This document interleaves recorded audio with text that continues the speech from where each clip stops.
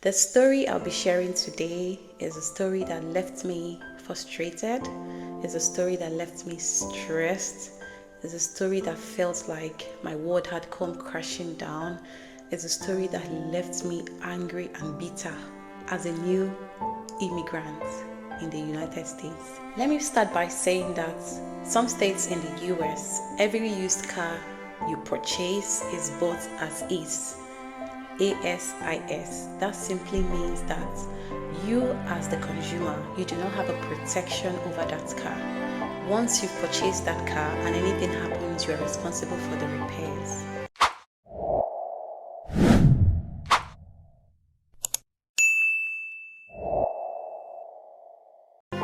Hi everyone, welcome and welcome back to my channel. My name is Uche Agor, and in this channel I share immigration updates and I share information that help nurses. The story I'll be sharing today is a story that left me frustrated, is a story that left me stressed, is a story that felt like my world had come crashing down, and this happened exactly within 1 month of our arrival in the USA. We all know, or some people do not know, but the USA or the United States do not have a good transport system. Having lived in the UK for 3 years, and I know for sure that if you don't have a car in the United Kingdom, you can survive, or you can drive, or you can manage, because the transport system is excellent. But it's opposite in the United States. In the United States, there are a few places that have trains, but I haven't seen a bus. In terms of, okay, you go to this bus stop, you hop on the bus and it takes you from point A to point B. Don't get me wrong, this may not be applicable in all the states in the United States, but if you Google on your phone, you can see that the US doesn't have a good transport system. What that simply means is that without a good transport system, you need a car. You need a car whether you're single, whether you're married, and most of all, you need a car when you have a family. So grab a seat so that you can hear my nightmare experience from buying a used car in the United States.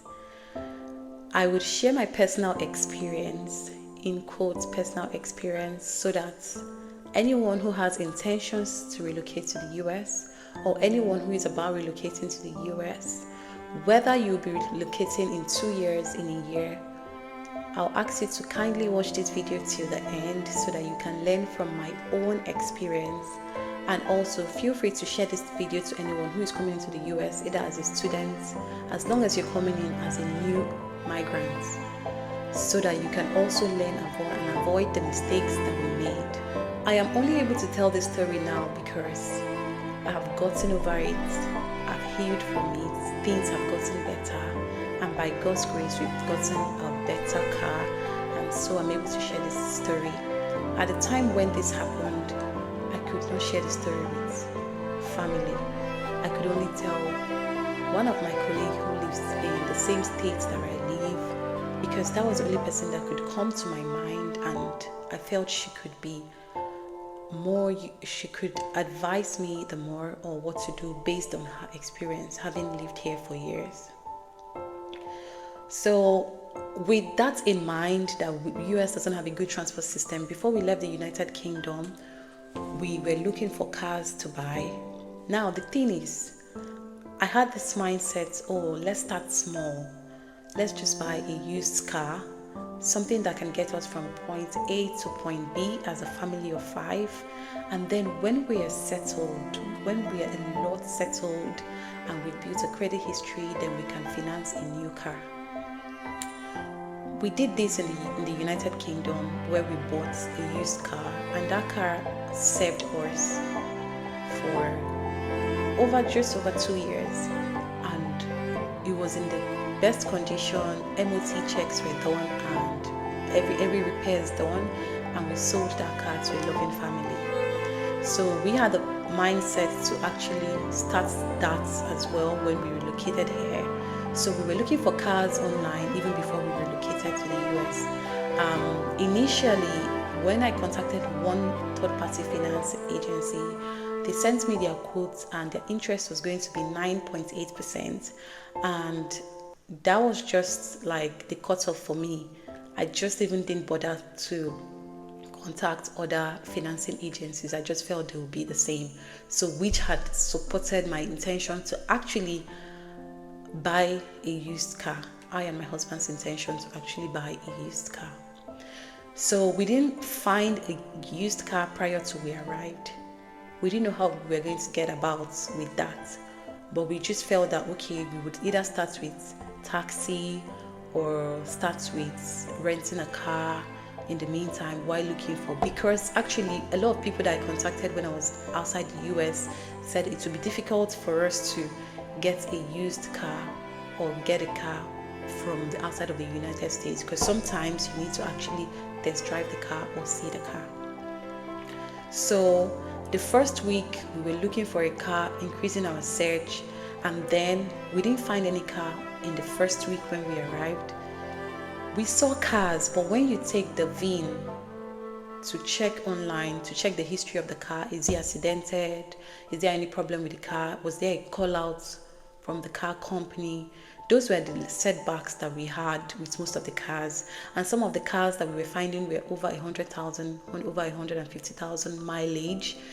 We wanted a used car, but we didn't want a used car that was over 100,000 mileage, if you get what I mean. So we kept searching for cars. I think between the second and the third week, we found a car that seemed like our answered prayer. And the name of this car is Ford Escape. The reason why we felt confident going for a Ford Escape was because, number one, when we had pulled the car history using the VIN, the car history for that particular car, it had a good car history. It had, I think, 2 users and it was 80-something thousand miles. Everything looked as though it was brand new. And thirdly, the reason why we went for a Ford was because the car we used in the UK was a Ford. Although that was a Ford Focus, we didn't have any issues with the car. It had the back sensor, it was okay for us as a family of 5. And so we're like, oh, we've used the Ford before, we can actually go for a Ford. Here's the story. So we contacted the dealership store and we were assigned one person to be in charge of our queries, concerns, car delivery, paperwork, and all of that good things, right? So whenever we needed to ask more questions, we would contact that assigned member of staff for us. That assigned member of staff is something that in Nigeria you will call Onyo Sahia. Anyway, he was so kind, always responding to our messages, returning our calls, giving us feedbacks, going above and beyond over the phone. Now, this particular car we found was over an hour from where we currently live, and being that there's no good transport or there's no transport to take us there unless we're going to take a taxi or get someone to drive us there. Getting someone to drive us there was not realistic. Using a taxi would cost us over $100 just going, and then coming back, that's over $200. I mean, we're new here, we're trying to save money, right? So we told them we would not be able to come down. The agreement was that I will pay a very small amount to commit to the car, and then they will deliver the car to us. Now, when they deliver the car to us, if we test drive the car and check the car and feel like something is wrong, then we can decide not to buy or buy. Now, on this fateful day, they were going to deliver the car to us. We needed to do our part, calling the bank to increase our limit and all of that. So when the guy had arrived with the car, he called and said he was downstairs. We met him, and then he came upstairs because it was really sunny. He came into the house when it was really sunny. He sat down and we tried to contact the bank. Because of the amount, that transaction could not be completed, especially because the bank had blocked my card. They blocked my card because there was a debit that was sent to my phone that I didn't recognize, and so they issued a new card instantly. And at that time, there was no other way they said I had to come into the branch. Now, the branch for my bank is 1 hour away, and so we had to drive to the capital of North Carolina in Raleigh.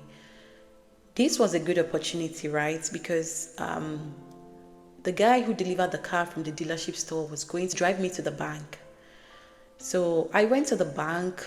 That was an hour drive, and in my mind, I'm going to check is anything wrong with the car, apart from test driving it in the compound or around my streets. Hear the sound, having to drive over 1 hour going, 1 hour coming back. Everything seemed beautiful. The engine looks new, car smelled fresh. Like I said, it was like an answered prayer. Now, when we got to the bank, we did all the paperwork, and when someone saw the paper slip, the person was like, Ford is not really a good car. But at that time, transactions were completed, and already we were frustrated from not having a car. We were frustrated from getting a taxi to get the kids to school or to get about. We were frustrated that at the peak times when you need a taxi, you would not find one, and if you find one, it's going to be really expensive. We were also frustrated that if you needed a car, you needed a license from here, a driving license from here. Our United Kingdom driver's license was not recognized in the United States. That's a story for another day. So we were frustrated that getting a taxi cost more, is delayed, and we were also frustrated that in one of the days when we came out by 7 p.m. on a Saturday, we couldn't find a taxi. We were just standing outside in front of the store or the mall for over 45 minutes waiting for a taxi with the kids. So when this car came, if you understand me, you will see that it felt like an answered prayer. Now, when I went to the bank, I got a check out, signed the check, and it was given to me. It was time for the paperwork. I know for sure I wasn't comfortable with the part that said it had no warranty. So I said, why is there no warranty? There should be at least 3 months warranty since we're buying a car. And he said to me, oh, don't worry. If you have any issues with the car before then, you would sort it out. You can always sort it out and all of those things. So in my mind, he sounded convincing. But the mistake is I should have gotten that word of mouth in writing, because there was a promise to sort out if there were any issues arising with the car. Remember that driving to the bank was smooth and back to the house was smooth. But unknown to us, disaster was going to fall in place just 3 days after purchasing the car. That was my first week of orientation at work. I was having classes. So my husband dropped me the first 2 days. The third day, I'm like, okay, the timing might not be great for us every morning, owing that the kids have to go to school or leave the house at 7 and I need to start work at 7. It wouldn't be fair for my children to always drive me to work and then come back and go to school. I thought within myself that, okay, I can actually start driving with my husband by the side. Because I had driven for a long time in the UK on the opposite lane. Now in the US, the wheels are on the left and you drive to the right of the road. But in the UK, the steering wheels are to the right and you drive on the left side of the road. So I just needed that confidence, like him, his presence. When I do that for a few days, I can get used to driving to work myself. From my house to my place of work is 10 minutes. So on the second day after my husband dropped me, he felt like the sound from the car did not seem right. But he wasn't 100% sure. So he reached out to the dealership store and they said, okay, he should observe it. If anything arises, he should let us know. Now, on the third day when I drove to work and then he drove back with the baby behind in her car seat, I was in my class when the message popped in. The car stopped on the way. My heart sank. I'm like, what's going on? Luckily for me, that particular class was a self-directed class. So I just went into the restroom and called him. He said, oh, he was driving on the motorway and the car just stopped. He just literally used his experience and put his signals and moved the car to the side of the road, and he's been able to park in one building. He took permission from them and he parked in that building.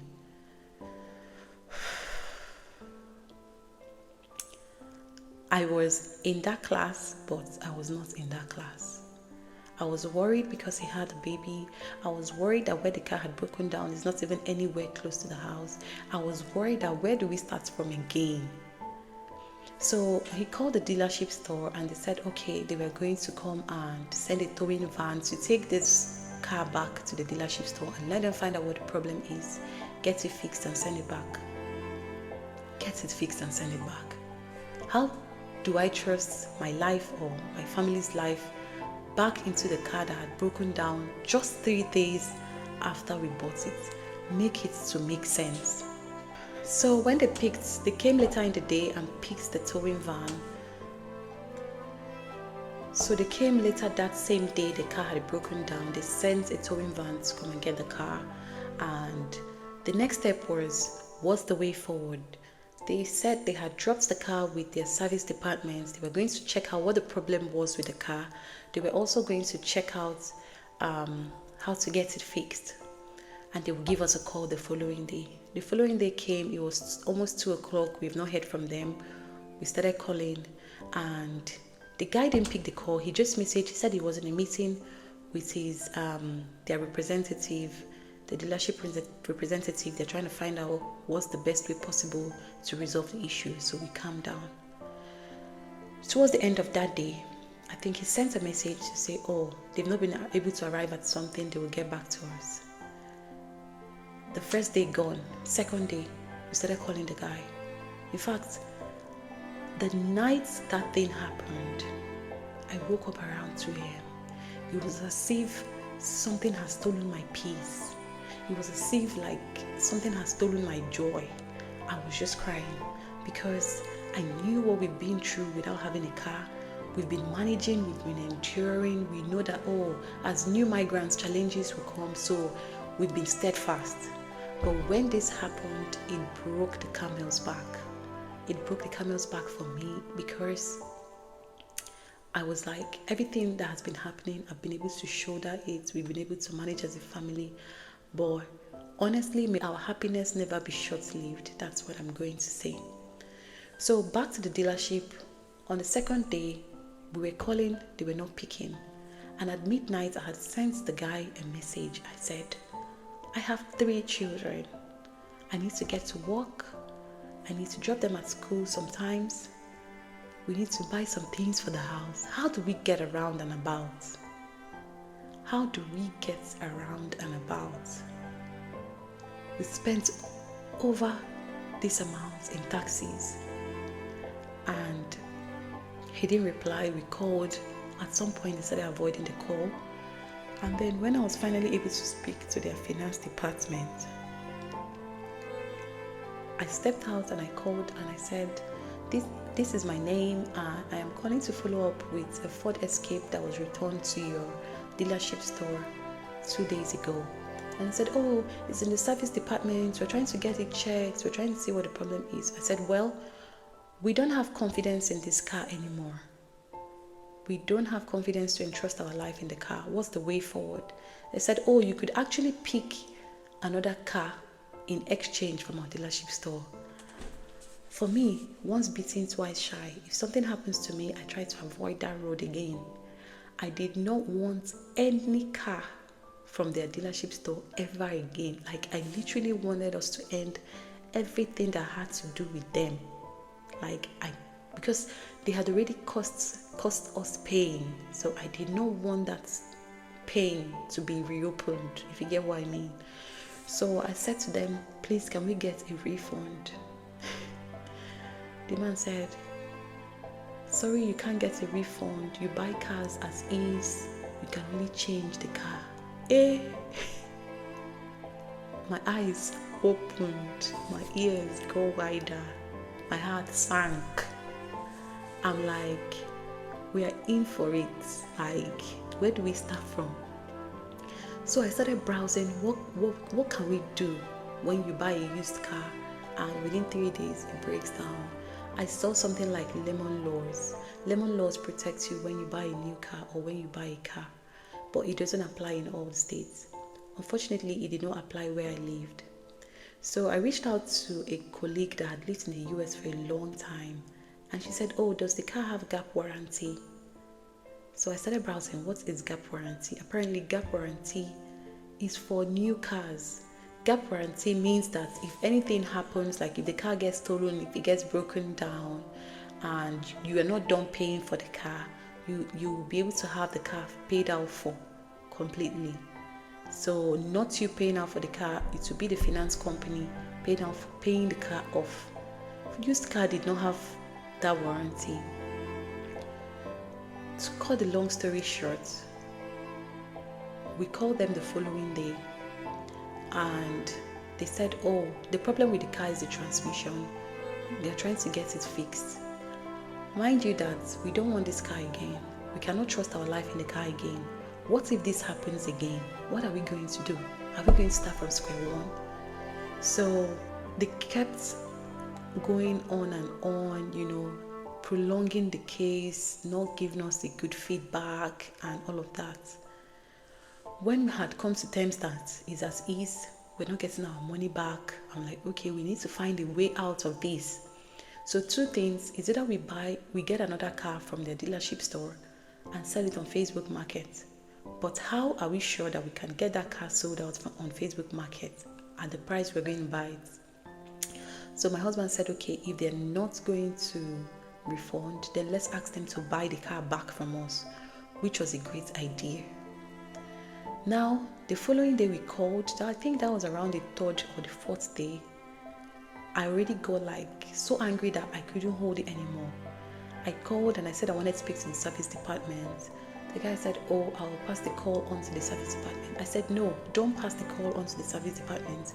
Please take the phone to the service department, because every time you pass the call to the service department, it keeps ringing and then it enters a voicemail and no one ever picks the call. There are times when you get angry and you have it right here that you can't hold it anymore. That was how I felt around on that day.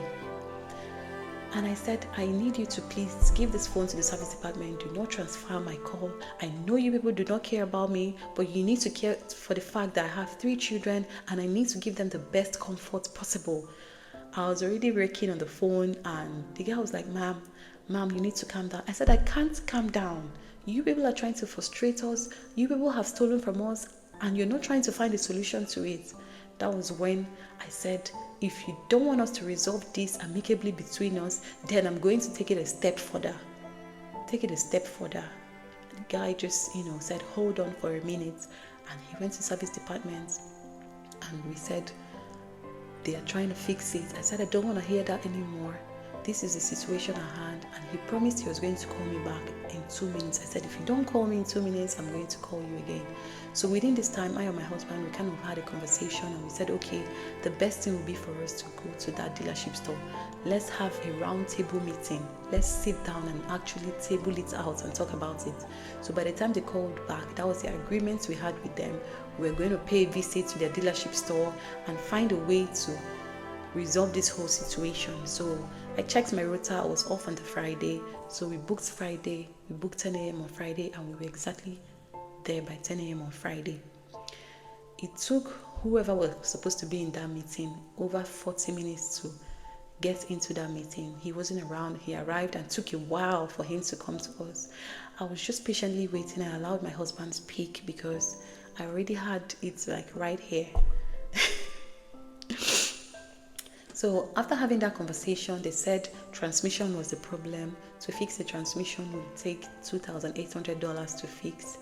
He said to us, he's not saying it's his fault, it's their fault, and he's not saying it's our fault, but that he's having that conversation with us because other dealership stores would not sit to have such conversation with us. In the US, that when you buy a car and drive it, once you've been assigned that this is your car, and you drive it from the dealership store to the junction, few seconds and something goes wrong, they wash their hands off it. But because they want to resolve it amicably with us, that's why we were having the conversation. I felt so vulnerable. Like, as a new immigrant, I felt so vulnerable. I felt like they were just having that as is law, as a cover for them not to do the right thing. Now, I said, you gave us documents confirming that all the checks in the car and services had been done. That document was signed a day to the day we received the car. Does it mean that it wasn't done? Does it mean it was forged? He said, oh, anything can come up, anything can happen. So he was trying to convince us, oh, he's going to help us buy another car. How is our credit history? I said, that's not a conversation we're here for. I don't need you to help us to buy another car. We need to find a solution to this. We need to end this. Long story short, they decided that he was going to have a short meeting with his people and come back to us. So he went in and saw, and then solved and brought the paperwork and said, this is the cost of the transmission, this is this one. We started, debating, we have to buy the car at this amount. They agreed to buy the car back. So you have to buy the car at this amount. It has to be a win-win game. You cannot give us at this amount. We had that back and forth. We finally arrived at a certain amount. Lost money, we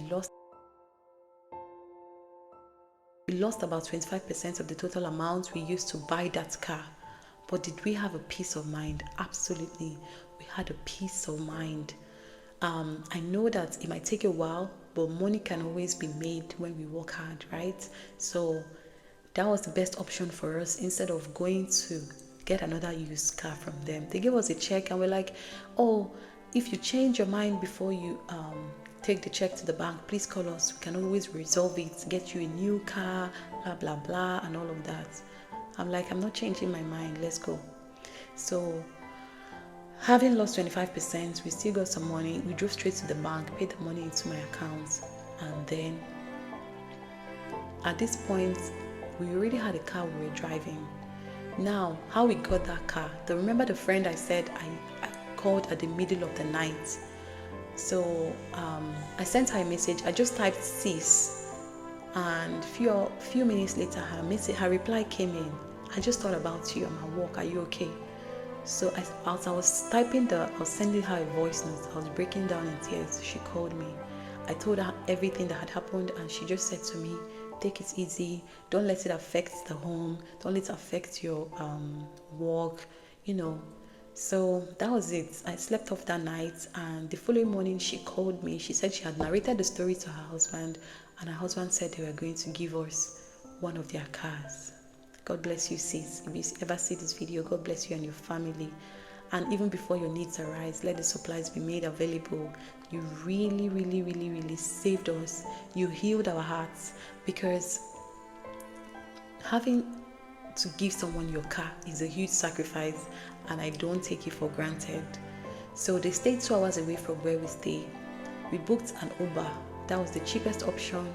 My husband went there. He picked the car, and we used that car. That was the car we used for our driving tests, and we passed.